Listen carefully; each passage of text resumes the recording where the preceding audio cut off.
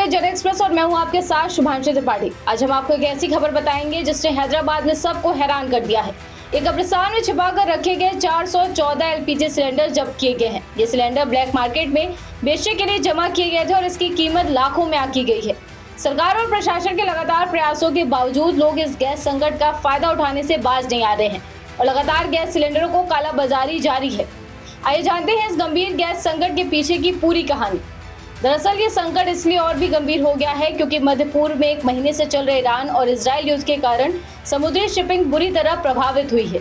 इसका सीधा असर भारत में गैस की सप्लाई पर पड़ा है। सभी जानते हैं कि भारत दुनिया का दूसरा सबसे बड़ा एलपीजी आयातक देश है और अपनी कुल मांग का लगभग 60% हिस्सा विदेशों से, मुख्य रूप से मध्य पूर्व देशों से पूरा करता है।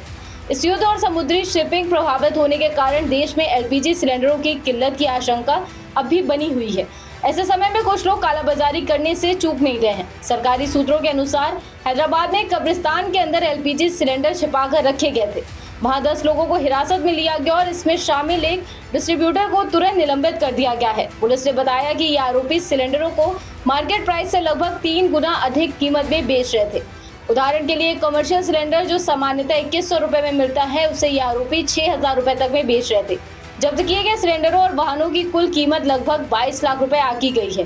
ये आंकड़ा इस काले कारोबार की गंभीरता को स्पष्ट करता है। पेट्रोलियम और प्राकृतिक गैस मंत्रालय की वरिष्ठ अधिकारी सुजाता शर्मा ने प्रेस ब्रीफिंग में बताया कि सिर्फ कल ही देश भर में 2600 स्थानों पर छापेमारी की गई और करीब 700 से ज्यादा सिलेंडर जब्त किए गए। इन आंकड़ों में यह स्पष्ट होता है कि सरकार ने गैस की कालाबाजारी और जमाखोरी को रोकने के लिए सख्त कार्रवाई तेज कर दी है। इस घटना से ये भी स्पष्ट होता है कि ईरान इजराइल युद्ध का सीधा असर भारतीय गैस सप्लाई पर लगातार पड़ रहा है।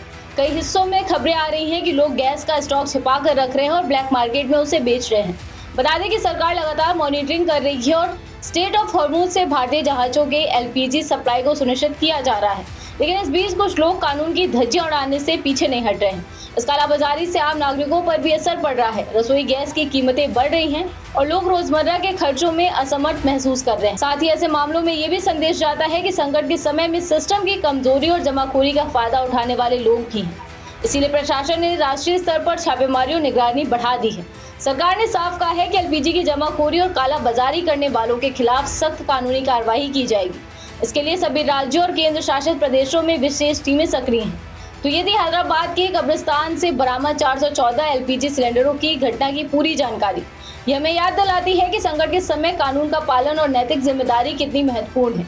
सरकार ने चेतावनी दी है कि एलपीजी की जमाखोरी और कालाबाजारी करने वालों के खिलाफ सख्त कानूनी कार्रवाई की जाएगी, लेकिन कब होगी ये तो आने वाला वक्त ही बताएगा। फिलहाल सवाल ये है कि अगर सरकार और प्रशासन कालाबाजारी रोकने के लिए सतर्क है तो आए दिन कालाबाजारी हो कैसे रही है। फिलहाल के लिए बस इतना ही। देश दुनिया की तमाम खबरों को जानने के लिए आप जुड़े रहिए जन एक्सप्रेस के साथ। धन्यवाद।